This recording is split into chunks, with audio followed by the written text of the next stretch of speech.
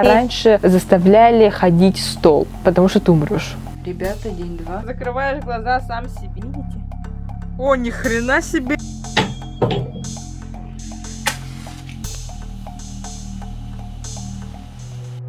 В Якутии начались дни, когда люди могут услышать, что говорят водяные черти – сюлькюни.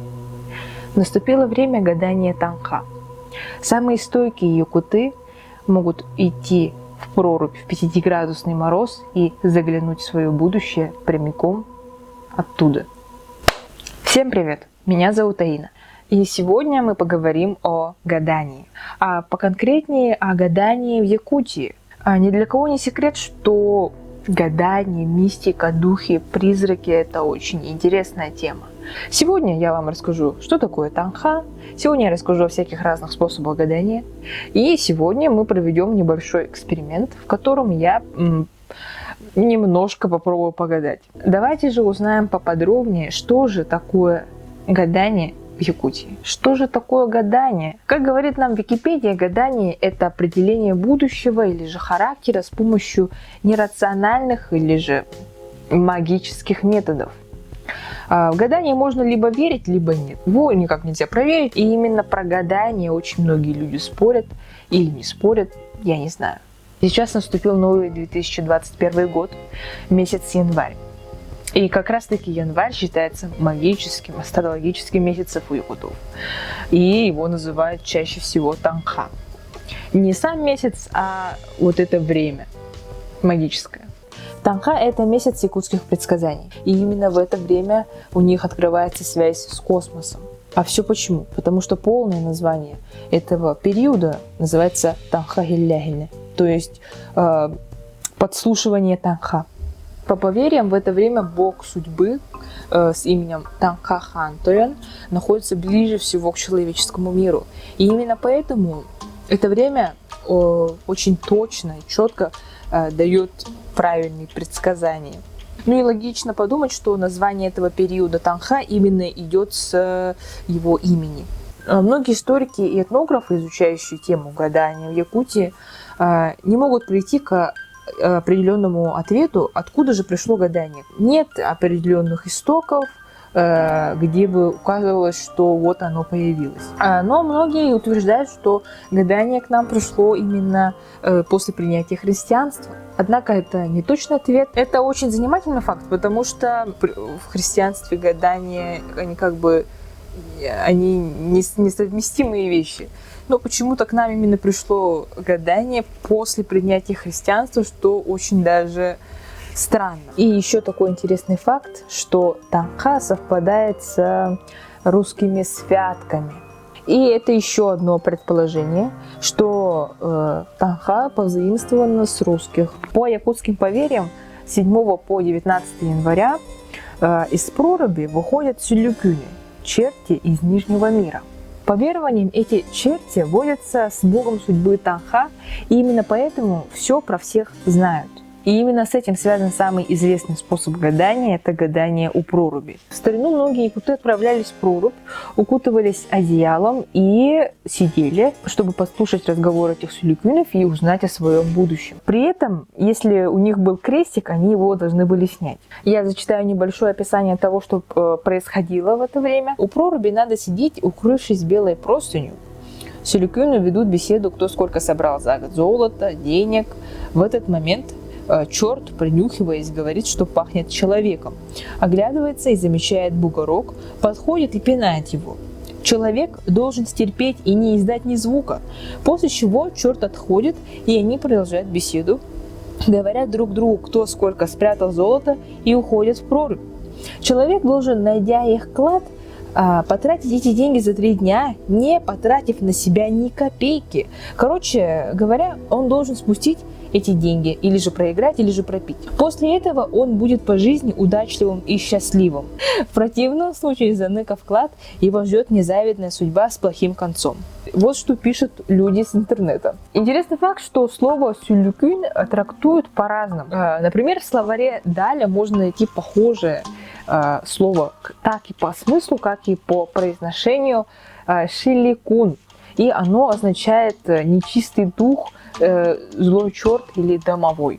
А кто-то считает, что слово сюлюкюн тюркского происхождения и берет свои корни от слова шульхан, означающего водяного бога, пасущего под водой многочисленные стада овец. Да, я помню, как в детстве тоже меня пугали тем, что нельзя в это время там, выходить на улицу в темное время. Ну и в это время говорят, что нельзя громко шуметь и веселиться. И издревле вообще в месяце январе советовали не жениться, не устраивать свадьбы и не ехать в дальние поездки. И это время вот считалось таким временем покоя и самоуглубления, самоанализа, не знаю. Чтобы погадать самостоятельно, советуется гадать не у себя дома. То есть, если ты сделаешь что-то неправильно, то тебя ждет верная смерть. Вчера я спрашивала у своих родителей насчет танха и насчет якутского гадания. И они мне сказали, что нет, ни в коем случае не надо гадать тебе. И ни в коем случае вообще не трогай эту тему, потому что ты умрешь. И принято, конечно, в это время готовить оладьи, чтобы задавривать духов. Я зачитаю комментарий, который пишет Екатерина Девдевилова. Это, кажется, историк якутский или что-то такое, в общем, какой-то значимый человек. Она говорит: вообще все эти гадания были устрашающими. В том плане, что если ты неправильно проведешь какой-нибудь ритуал, то все это может привести к смерти и неудачам в жизни. Далее же говорит директор Центра духовной культуры Дом Арчи в Якутске Валентина Бочонина. И ее высказывание довольно-таки пугает. Я бы посоветовала не увлекаться спиритическими сеансами, поскольку это очень опасно. Во время таких гаданий вызывают духов, а он не всегда может быть с добрыми намерениями. Еще одни подтверждения того, что в Якутии вообще не принято так веселиться, можно так сказать, с духами.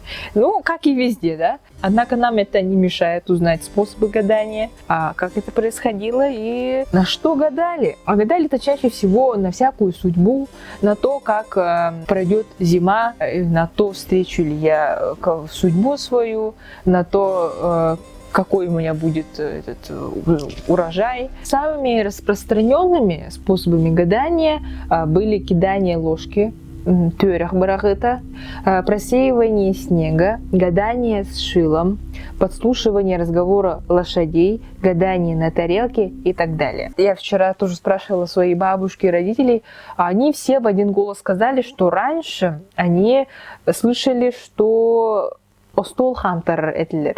Я не знаю, как это перевести на русский язык, но буквально говоря, раньше заставляли ходить стол. Они еще говорили, что стол мог сам себя убить, то есть стол мог реально сломать себе одну ножку. И в самом начале этого периода танха проводился такой обряд, как тюрях барагыта. Это такой обряд на удачу и гадание на исполнение задуманного путем кидания шаманской колотушки большой обрядовой ложки, по-другому хамыях. По положению упавшей колотушки шаманы определяли судьбу человека. А в быту это гадание распространилось и теперь интерпретируется как подкидывание ложки. Гадающий, стоя спиной и загадав желание, трижды бросает через себя деревянную ложку. Иногда вместо нее кидали якутские рукавицы. Вот очень похоже в колядах, когда кидали валенок или... Я уже не помню, как это называется. Очень похоже. Также популярным было гадание верхом на коновязи. Сорян, что я читаю, просто лень учить текст. Гадающий пришивал коновязь и заклинал на то, чтобы она начала говорить человеческим голосом. Коновязь также могла рассказать о судьбе человека. Я никогда об этом не слышала, просто сама сижу в шоке. О жизни человека и о том, что его ждет в будущем, также могли рассказать лошади. Люди прятались на сеновале и ждали, когда животные начнут говорить на человеческом языке. Примечательно, что лошади не должны заметить человека, и если гадающий выдавал себя, его ждала неминуемая смерть. Видите, как вы только просто обосретесь, вы реально попадете уже в мир иной. Далее гадание с шилом. В старину гадали с помощью шила на чугунной сковороде, которую надо было расчертить мелом на 4 сегмента. В наше время это гадание делают на листе бумаги. Рисуют большой круг и делят его на части. Длинные отрезки означают стороны света, север-юг, запад-восток. Шило можно заменить иголкой. И перед гаданием человеку завязывают глаза, кружат, а потом подводят к столу к вытянутой руке с нитью и шилом. От того, куда уткнется острие шила, зависит предсказание будущего. Проще говоря, это тоже очень напоминает какое-то гадание, я не знаю какое. Также очень популярный способ это было гадание на блюде.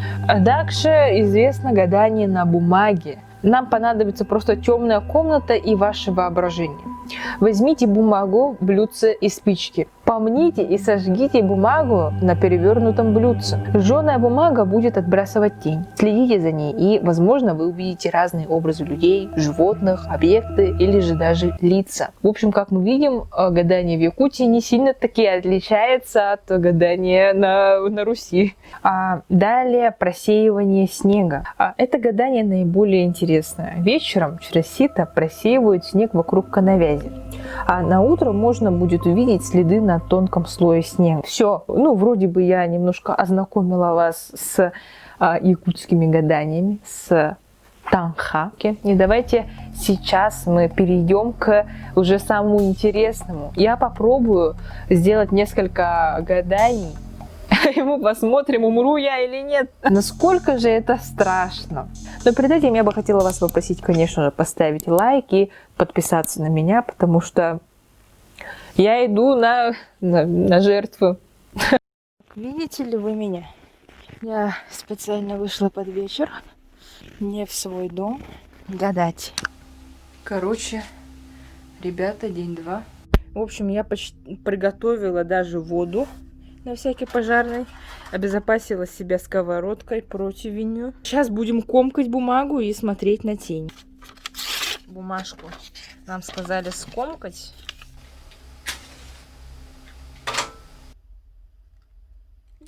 Блин, я мастер по поджиганию бумаги, конечно. Попытка номер 2.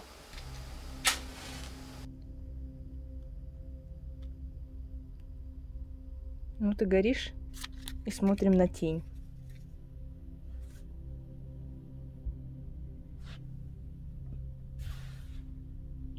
Ну, я ничего не вижу.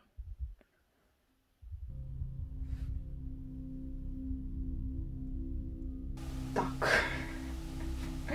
Либо я что-то делаю неправильно, либо нас реально... кажется, это моя лампа что-то как-то не очень... то же самое с точной высотой. Потому что, реально ничего не видно. Так.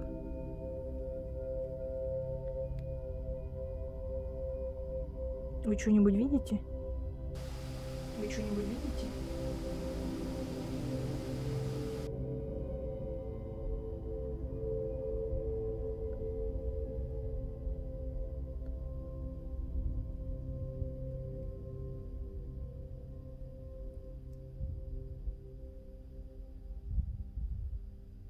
Какой-то кабан или какой-то монстр хотел съесть какого-то маленького чувака, и съел ли он его?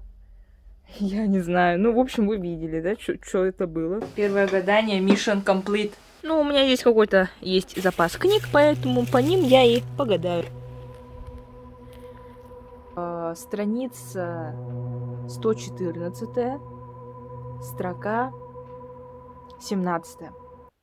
Наберу ли я 1000 подписчиков на своем канале? Армакарджас гахкунь.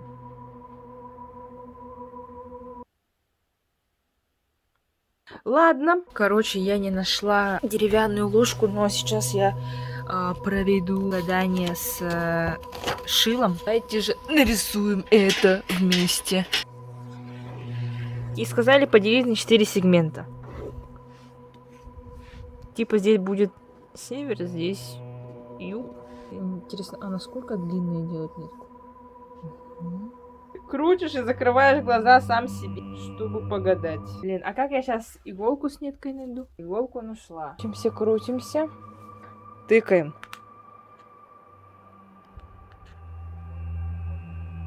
О, ни хрена себе! Это юг, длинная палка.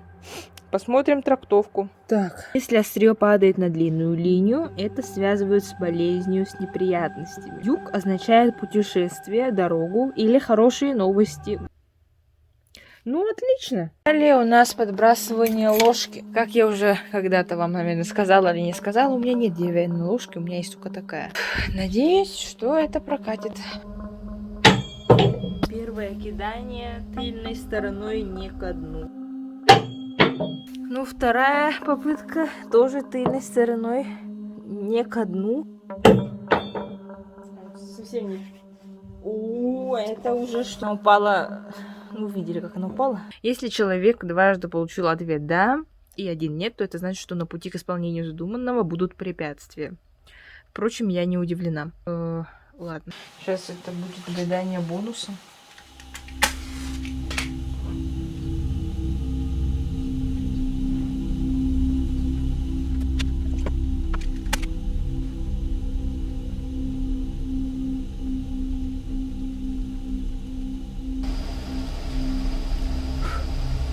Короче, я ничего не вижу и ничего не увидела. Это последнее бонусное гадание. Что-то нифига не произошло. Я стояла минут 5. Тут было написано: зажгите свечу на столе, поставьте зеркало так, чтобы свеча располагалась прямо перед ним. Ну, я типа стояла перед зеркалом и со свечой. Убедитесь, что никто из посторонних за вами не подглядывает. Теперь как следует всматривайтесь в отражение в зеркале. Что я и делала в течение 5 минут. Стояла бесцельно и рассматривала себя в зеркале. Страх, неуверенность. 2021 год будет непростым, хлопотным годом. Хлопотным. Ну, на этом мои гадания кончились. Это уже несерьезно. Ну, на этом все. Если ты досмотрел до этого момента, знаешь, что ты герой. Да, с вами была Аина. Пока!